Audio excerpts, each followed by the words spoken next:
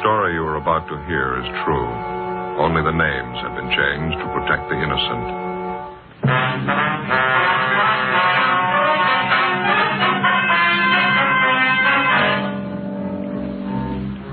You're a detective sergeant.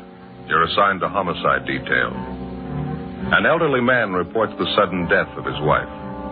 He claims he awoke in the morning to find her dead on the floor of their bedroom. The cause of death is not apparent. Your job? Investigate.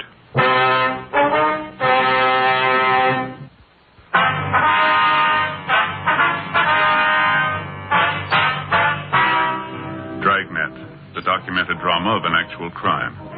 For the next 30 minutes, in cooperation with the Los Angeles Police Department, you will travel step by step on the side of the law through an actual case transcribed from official police files. From beginning to end, from crime to punishment, Dragnet is the story of your police force in action. It was Friday, November 12th. It was cold in Los Angeles. We were working the day watch out of homicide detail. My partner's Ben Romero. The boss is Thad Brown, chief of detectives. My name's Friday. It was 9:38 a.m. when I got back to the first floor of the Blackwell Hotel. Room 7. Oh, hi, Joe. Come on. Yeah.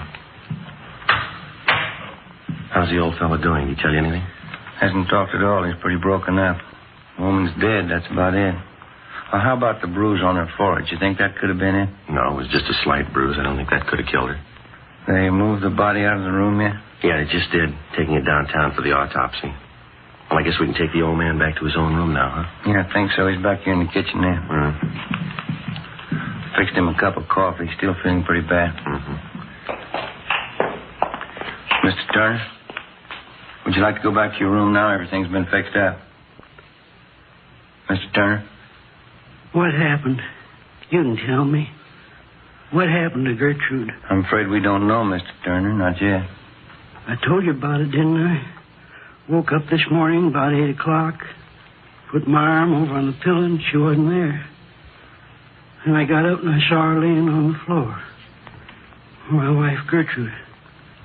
I felt her arm. She was cold. Ice cold. Somebody ought to know what happened. Well, we'll let you know just as soon as we get the coroner's report, sir. Would you like to go back to your own room now? What's the coroner have to do with it? Well, he's going to have to perform an autopsy. We'll have the report for you tomorrow morning. I don't want him to do that to Gertrude. I don't want him to. I'm sorry, sir. I'm afraid it's necessary. Deaths of this kind, there was no doctor in attendance, nobody to sign the death certificate. There's nothing I can do, nothing to help her. I'm sorry, Mr. Turner. Can we help you back to your room, sir? Is she still there? No, sir. They've taken her body downtown. Can I give you a hand there? Thank you. All right. I'll get the door.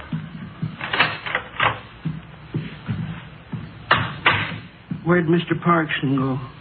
Who's that, sir? The hotel manager, Mr. Parkson. Oh, yeah. These are his rooms here. I wanted to tell him thank you for letting me stay down here a while. Well, I think he'll be back in a few minutes. He was busy outside. Nice of him. Let me use his place. I couldn't stay in our room. Not the way it was. Gertrude lying there. It's all right now, Mr. Turner. Can you make the stairs all right? Yes, sir, thank you. I'm just a little tired, that's all. Guess the whole thing's been too much for me. Maybe you'd like to have us call your family doctor. No, we don't have a family doctor. I'll be all right after a spell. It's just hard to understand, that's all. I have to think about it a while. Sit down and think about it. Yes, sir. Here we are. I'll get the door. Go ahead, Ben. Yeah.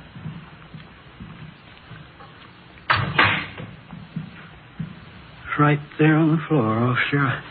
It's where I found her when I woke up. Right there by the bed. Where have they taken her? Downtown, Mr. Turner, to the county morgue. Oh. They'll let me see her, won't they? Yes, sir, they will.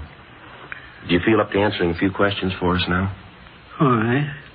I'll tell you everything I know about it. I don't see how it's going to help anything. We'll try to make it as brief as possible, sir. Now, your wife's full name is Gertrude Agnes Turner, is that right? Yes, that's right. Her age? Let's see, Gertrude's 63. Yeah, that's it. I'm 4 years older than her. That's how I always tell. Was your wife in good health, Mr. Turner? Under a doctor's care, anything like that? No. Nothing wrong with her I knew of. Heart trouble? Anything like that? No, sir. She used to have headaches every now and then. A doctor friend of ours back home used to send pills for her to take. That's about all. How was your wife feeling last night? Was she all right then? Just fine. When I woke up, I put my arm over on her pillow. She wasn't there. Then I got up and saw her laying on the floor, right by the bed. Gertrude. She was ice cold. There was a little bruise up here on her forehead. I thought I was dreaming. She was dead. We weren't even married a year. You want to go on, sir? You think you feel all right? Yeah, it's all right, officer. I got a little bit of brandy in that cupboard over there. Think I could use some if you two officers don't mind? That's perfectly all right, sir. Yeah, I'll get it, Mr. Turner. We had it all figured out Tuesday, November 16th. That's her name's day. How's that? November 16th. It's my wife's name's day. You see, Gertrude's a German girl. A lot of German people don't celebrate their birthday. They celebrate their name's day instead. Next Tuesday's St. Gertrude's Day. Oh, I see. There you are, Mr. Turner. Thank you. Either one of you officers care for some brandy? You're certainly welcome to it. No, thank you very much.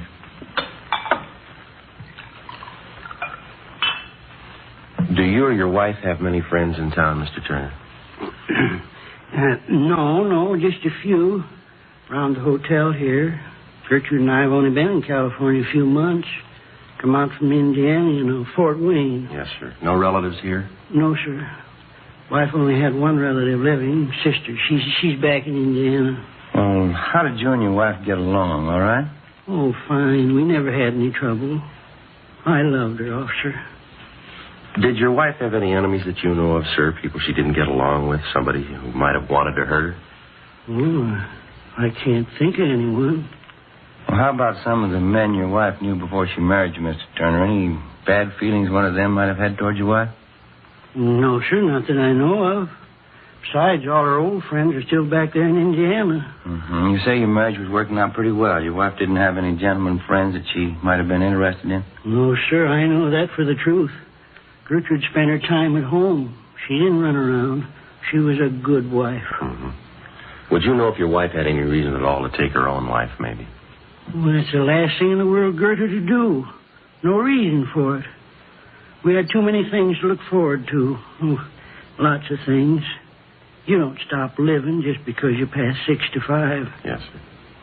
Tell me the truth, officer. Don't you really know what happened to her? No, sir, no more than you do. Afraid we'll have to wait for that coroner's report. I don't understand it, officer. How am I supposed to understand it? Sir? I went to bed last night and I had a wife. Yes, sir. Today's my day off. We're going to take a car ride down the beach. That's the dress she was going to wear hanging up there. Gertrude made it herself. She was going to wear it today. I'll try to take it easy, Mr. Turner. I beg your pardon. She's all I had. Why should she have to die? She didn't have to die, did she? I don't know, sir. Maybe she didn't have a choice.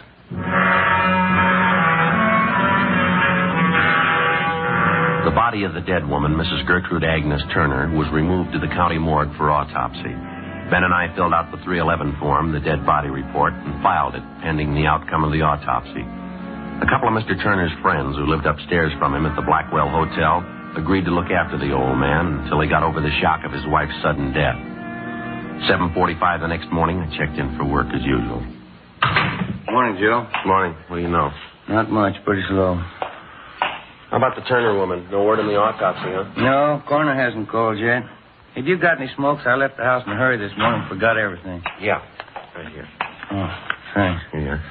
Thanks. Lousy morning. Another row with the wife. Oh? Mm-hmm. What's the matter? Oh, Another one of those church bazaars she got herself mixed up in. She's calling on me for help again. Oh, yeah? What you want you to do now? Remember the last time, don't you? That spring bazaar had me working on decorations down to the church 7 nights a week. 18 women running around telling you what to do. Yeah. It's like a madhouse, Joe. This time it's even worse. How do you mean? This time the ladies figure they ought to have a little more production. They want me to dress up in some kind of a funny costume, auction off pies and cakes.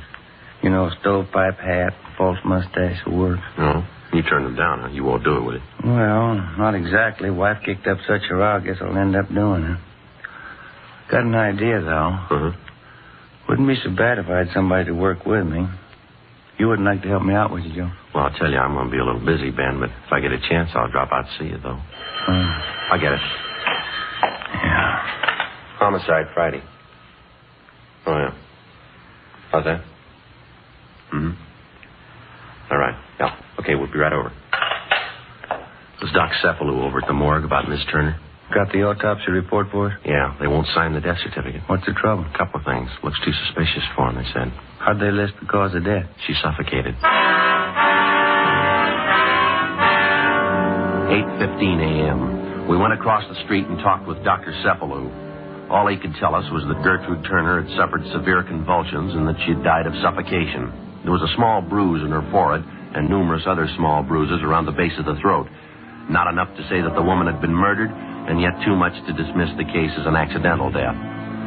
Together with Lorman and Barrett from Homicide, Ben and I looked up some of the friends of Mr. and Mrs. Turner. We found 2 points which didn't check out with the story that Mr. Turner had told us. According to the friends, Turner had had some violent arguments with his wife. On at least one occasion, he'd struck her. And secondly, the dead woman did have a gentleman friend in the neighborhood, but his conduct with her had been above question. It was strictly friendship. We decided to take it from there. We went back to the Blackwell Hotel and found Mr. Turner in his room. He was wrapping up some of his wife's personal effects and packing them in corrugated boxes. We told him about the coroner's report.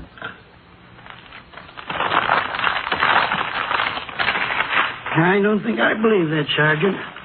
People just don't suffocate. There's got to be a reason for it. Yes, sir. That's what we're looking for. Well, don't they know? Can't they tell you how it happened? The doctors? Well, she had severe convulsions. She suffocated. That's just all they could tell us. Well, the bruise on her head, Gertrude's forehead. What did they say about that? Well, that wasn't the cause of death, Mr. Turner. She could have gotten a bump when she fell out of bed. It might have been that. It might not. I just don't understand. You'd think there'd be some way of telling. Well, we were around talking to some of your friends in the neighborhood this morning, friends of you and your wife. Yeah. Oh, they've been real friends, officers. Every one of them. Been up to see me, brought me meals and things. Say, isn't that a pretty thing? Just look at that. Yes, sir. Real bone china. The cup and the saucer. Gertrude used to collect them. Had all kinds. Pretty. Yes, sir. When we were talking to you yesterday, sir, you told us that you and your wife got along pretty well. No arguments? Yes, sir, that's right. Well, now, some of your friends tell us that you used to argue with your wife quite a bit. Who told you that? Some of your friends here in the neighborhood. Is that true? When we first got married, Gertrude and I guess we had a few spats. No different than other people. Getting used to each other, things like that, you know. Mm-hmm. Well, did you ever strike your wife, Mr. Turner? Why do you ask that? Routine question. Did you ever strike your wife? Mr. Turner? Yes. One of the first arguments we had. I don't even remember what it was about. That's how important it was. Mm-hmm. I lost my temper, I guess. I kind of slapped her. Oh, I felt like a no-good bum. Never once happened again. Slapping Gertrude. It's hard to remember right now. Well, we asked you the same question yesterday, sir. Couldn't you told us that then? Oh, I'm sorry, officer. I guess I missed it. I wasn't feeling too good. I think you know what I mean. But you remember us asking if your wife had any gentleman friends? Yes, I remember that. Well, now, is it true? Well, there's one fella named Clyde Warren. Runs a drugstore down the street. I guess Gertrude knew him better than anybody, but he was my friend, too. Well, did you ever complain to this Clyde Warren that he was spending too much time around your wife, that he ought to see less of her? I think I did maybe once or twice. It was kind of in a fooling way. Certainly didn't mean it. Clyde Warren's one of my best friends. Well, did you ever complain to your wife that she was seeing too much Warren? No, sir, never even mentioned it. Why ask me all these things? Well, your wife's dead, Mr. Turner, and we still haven't found out why. But you ask me questions like I had something to do with it. You were the last one to see her alive, sir. You were alone with her in this room the night she died. You think I killed Gertrude? Is that it? You think I killed my own wife? No, sir, we didn't say anyone killed her. You think I killed my own wife? You think I killed her? Well, did you kill her, Mr. Turner? You know I didn't kill Gertrude. You know I didn't do that. I'm sorry, sir. There's not much else we can do now. What do you mean? Coroner found a series of bruises on the body, right around here, base of the neck. We know she died of suffocation. The two things seem to fit pretty well. I don't know what you mean. I didn't see any bruises, not on her neck. I don't know what you mean. We'll have to take you downtown, sir. You can call your lawyer now if you like. I don't have a lawyer. Why are you taking me downtown? No alternative. We're going to have to book you. How's that? Suspicion of murder. 10:25 a.m. Before we booked him at the main jail, Mr. Turner asked us if we'd get off a telegram to his sister-in-law, Mrs. Helen Raymond, in Fort Wayne, Indiana, informing her of what had happened. We told him we would, and we did. We booked him in on suspicion of 187 PC, and then we checked back in at the office. We put in a call to the insurance company that held a policy on Mrs. Turner. Yes, sir. Gertrude Agnes Turner. Mm-hmm. What was that? All right. Right. Thank you, sir. Goodbye. What'd they have to say? Mrs. Turner had 3 different policies on her life, total of $5,000. Mr. Turner's a beneficiary on all 3. Well, that'll do for a motive. And something else here. Yeah. Newest policy is for $1,000, industrial policy. When was it taken out? 3 weeks ago.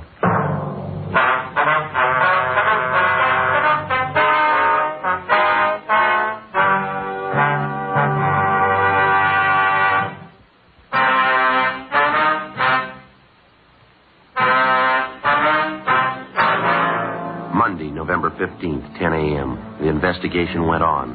We failed to uncover any additional evidence against the suspect, Mr. Turner. We had 3 main points against the man. The recently issued insurance policy on his wife for $1,000, the fact that he had fought with his wife and struck her on several occasions, and the series of bruises which had been discovered at the base of the dead woman's neck. Well, as it stood, we weren't too sure that the case would hold up in court. Ben was less sure that the old man was actually responsible for the death of his wife. We figured if Turner was guilty, we might try to impress him with the evidence against him and attempt to get a confession. Monday, 1 p.m., we went over to the main jail to interrogate the suspect.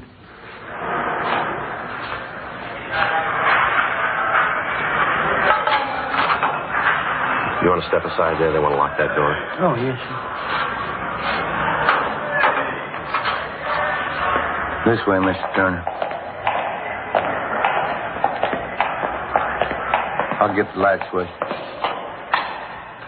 Right in here, Mr. Turner.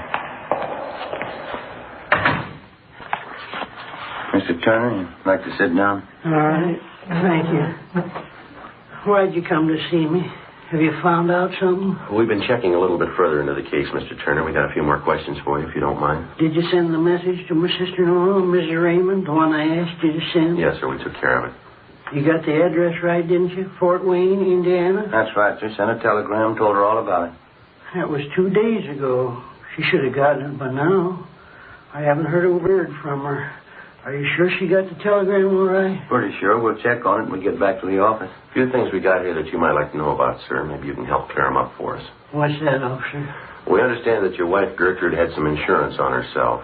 $5,000 worth? Yes, that's right.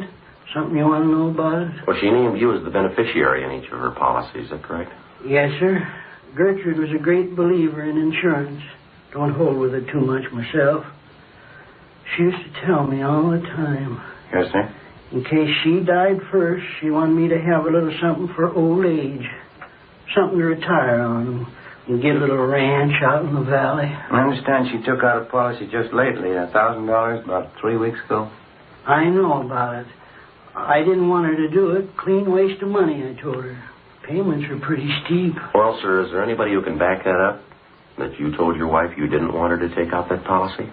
No, I don't think so. We didn't talk about our business with other people. Yeah? Friday, Romero. Yeah? What is it? Phone call says it's important. Either one of you. You want to get it, Ben? You okay? You can take it out the desk here. All right, thanks. I think I know what you mean. The insurance. You think that's why I killed Gertrude. Isn't that right? Well, sir, put yourself in our place, Mr. Turner. What would you think? You know in your heart I didn't kill my wife. You know that in your heart. Well, they don't pay us for what we believe, Turner. They pay us to get the facts, to run down evidence. Doesn't make any difference what I believe. But you know I didn't kill her. You know that, don't you? Well, sir, I know we asked you if you ever argued with your wife, and you told us no. We found out you beat her up a couple of times. We asked you if she was friendly with any of the men in the neighborhood. You told us no. We found one. We asked you about the bruises the coroner found on her neck. You don't know. You can't explain them. We asked you if your wife had been ill, if she had any sickness, to explain her dying the way she did, and you said no. We asked you about the insurance. You can't explain that either. 3 weeks before she dies, she takes out $1,000 on her life. She dies in the same room with you, and you don't know how or why. Now, you tell me, mister, what are we supposed to believe? I didn't kill her. Somebody has to believe it. Somebody. I didn't kill her. Joe, see you a minute? Yeah. Yeah. That phone call, it was long distance. Turner's sister-in-law, Mrs. Raymond. What you want? Calling from Fort Wayne. She's flying out here tonight. Seemed pretty wrought up. About her sister, huh? Mostly about Mr. Turner. She claims he's innocent. Seems pretty sure of it. She can prove that Turner didn't kill his wife? That's what she said. She's bringing the proof with her. Tuesday, November 16th. Turner's sister-in-law, Mrs. Raymond, was scheduled to arrive at 6 p.m. by plane from Indiana. At 2 p.m., one of the main points in the case against the suspect was proven false. A woman friend of Mrs. Turner, after reading of the husband's arrest in the paper, informed us that while Mrs. Turner was visiting her home a few days before she died, she complained of a severe headache. The woman's son, who was studying to be a chiropractor, attempted to treat Mrs. Turner's headache by manipulating the muscles in her neck and shoulders.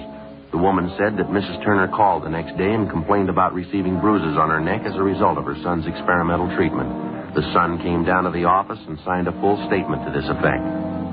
At 7 p.m., Mr. Turner's sister-in-law arrived. With her was a Dr. John Grant, a Fort Wayne physician. The two of them told us their story and gave us all the information they had concerning the case.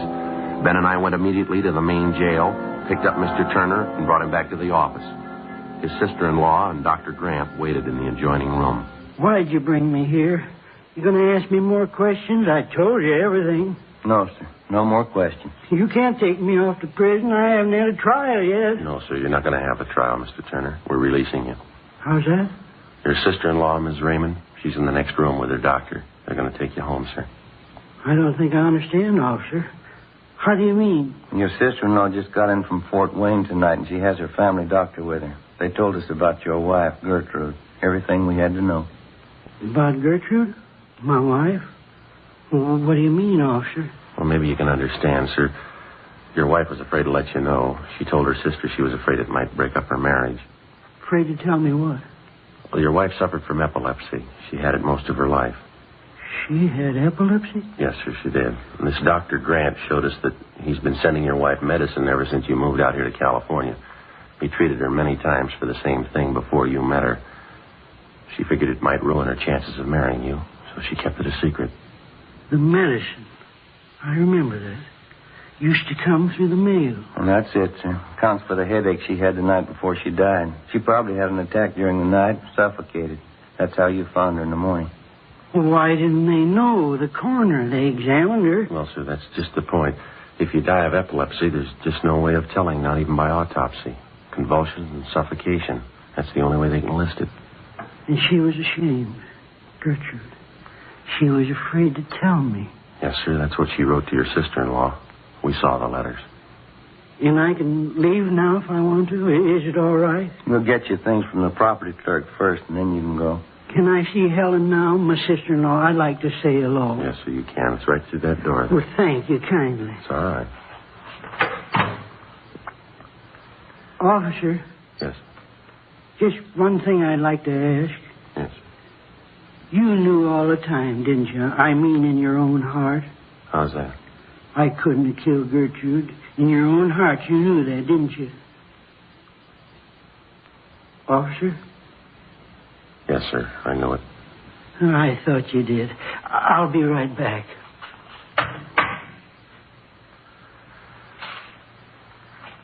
Joe? Huh? I wouldn't worry about him. What's that? We'll call it a white lie.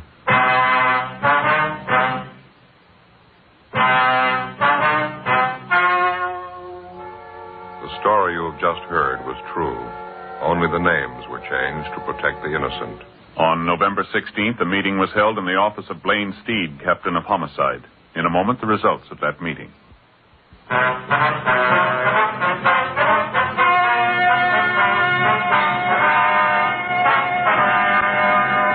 The death of Gertrude Agnes Turner was proved beyond a doubt to be due to natural causes. A 9.10 report was made which completely exonerated the husband of the dead woman.